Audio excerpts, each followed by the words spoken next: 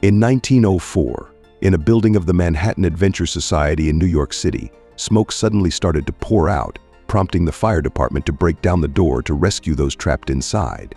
To their astonishment, they found everything frozen solid in the middle of July's sweltering heat. In the center of the room stood a mysterious woman clad in ancient brass armor, holding a brass sphere.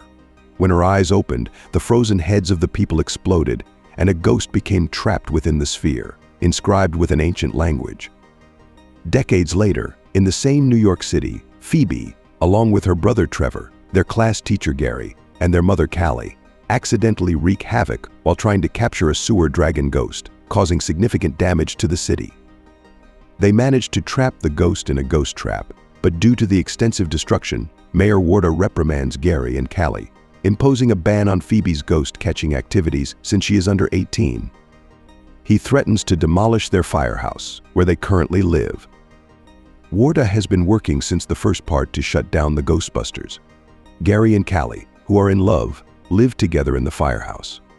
Phoebe considers Gary a good scientist but not a father. When Gary attempts to pull the lever to place the sewer dragon ghost into the containment unit, it gets stuck, but with Callie's help, he manages to pull it. At that time, Phoebe's classmate Podcast begins working at a bookstore with an old Ghostbuster doctor, Ray, who collects haunted items. One day, Phoebe visits the store and finds a bunch of mischievous marshmallow mini puffs. At that moment, a man named Nadim arrives to sell some items. As he places his belongings in the store, all the mini puffs hide in fear. Dr. Ray pulls out an item from Nadim's collection, which is the same brass sphere that appeared in 1904. When he checks the sphere's energy with his PKE meter, it starts to react violently, causing an earthquake, and the meter quickly breaks, accompanied by a chilling cold that freezes everything. A wave causes a crack to form in the wall of the containment unit in Phoebe's basement. Meanwhile, Nadim quickly leaves with some money, taking a deep breath in the night air. As he moves his hand, the fire in a nearby stall flickers without him noticing. The deep crack reveals an old ghost artifact that Nadim sees. When an emergency arises for ghost catching, Gary and Callie don't take Phoebe along, leaving her feeling very lonely. She takes her chessboard to a park, and as she makes her move, a girl named Melody, who reveals her spirit, tells her that she died in a fire with her family when she was 16. She will remain until she completes an unfinished task. The two become good friends. The next morning, Janine brings Dr. Winston and Lars to check the crack at the firehouse, where a voice surprises them. The containment unit was actually built by Phoebe's grandfather. They open the blueprint to understand it better and realize that the technology is outdated and could fail at any moment. Dr. Winston informs them that they had already prepared for this and takes them to their private paranormal research center, which has ghostly plants and specialists studying haunted music. Trevor meets his friend Lucky there.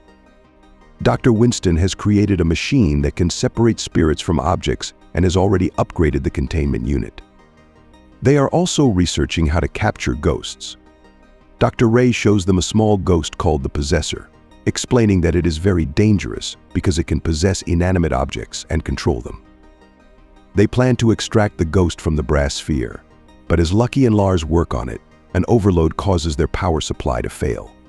Lars quickly turns the power back on, but as he tries to extract the sphere with the machine, it freezes his hand.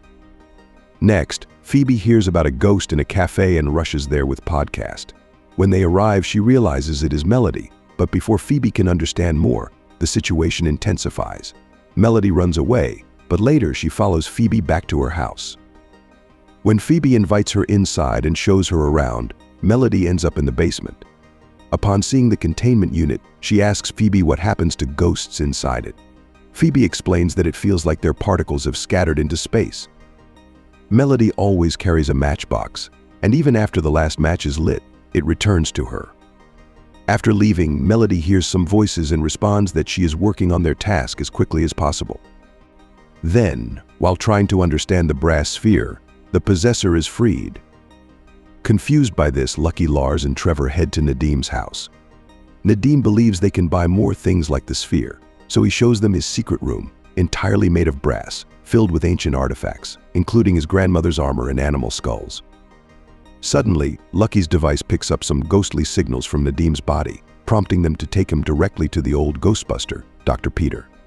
He places a device on Nadim's head and starts asking him questions while tapping a pencil on his mouth, which makes Nadim angry. With his anger, the flames behind him flare up, revealing a secret about Nadim that he himself didn't know. Then Phoebe, Podcast, and Dr. Ray go to the city library to unravel the mystery behind the voice coming from the sphere. Dr. Hubert, upon hearing the voice, asks where they recorded this ancient language that has been lost for thousands of years. They show him a picture of the brass sphere, and he takes them to a secret part of the library, where he opens a book to reveal a legend about a ghost deity named Garak, who was imprisoned about 4,000 years ago. He appeared at the summons of a maritime king, helping him conquer half of Central Asia. Fearing Garak's power, the king decided to rid himself of the deity, leading to Garak's curse of freezing everything in anger. Garak contemplated resurrecting the dead to form an army when 4 fire masters, possessing the strength of mythological spirits, broke his ice magic and trapped him in the brass sphere. However, in 1904, some wealthy fools in Manhattan played music that caused everyone in the room to freeze and die during the sweltering summer. The possessor, having placed a record from the phonograph into a bag, attempts to escape. Outside the library, he possesses a stone lion and attacks, but Phoebe uses her proton gun to blast it into pieces. Taking advantage of the chaos, the possessor manages to flee, but the police apprehend Phoebe for her actions. At the police station, Mayor Warda arrives and thanks Phoebe, revealing that he has been waiting for this moment for 40 years. He announces a ban on the Ghostbusters and states that their firehouse will be seized the next morning. Afterward, Gary scolds Phoebe for speaking disrespectfully to her mother. They return to the firehouse, where Nadim, Lucky, and Lars are already waiting for them. Callie discovers that the police have locked up their house with a notice, and when Phoebe breaks the lock and they enter, they find that the police have taken all their gadgets. Dr. Ray explains to Nadim that his grandmother was the guardian of the brass sphere, and since he is the last of his lineage, he is now the Fire Master, responsible for protecting people from demons for thousands of years.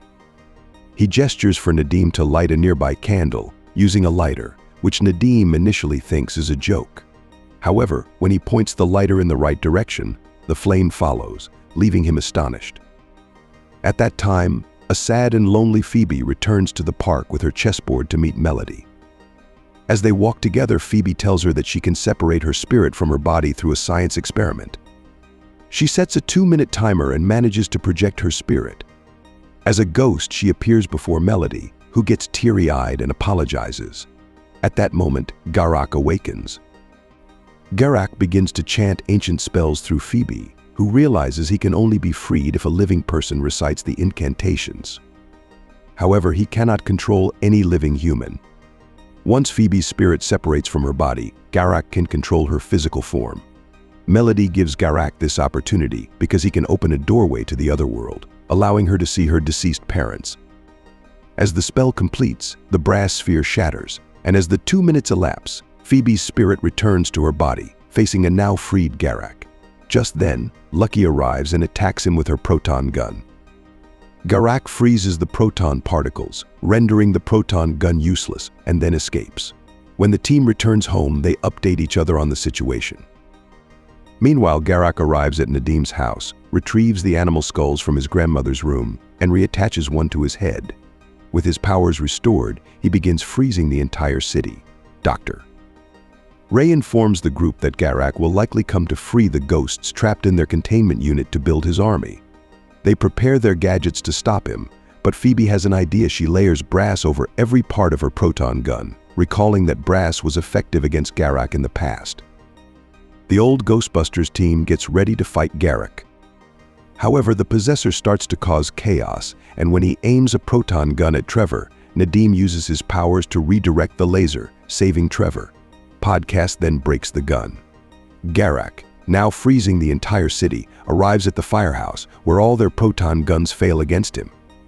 He traps everyone in ice and breaks open the containment unit, freeing all the ghosts and opening a doorway to the other world.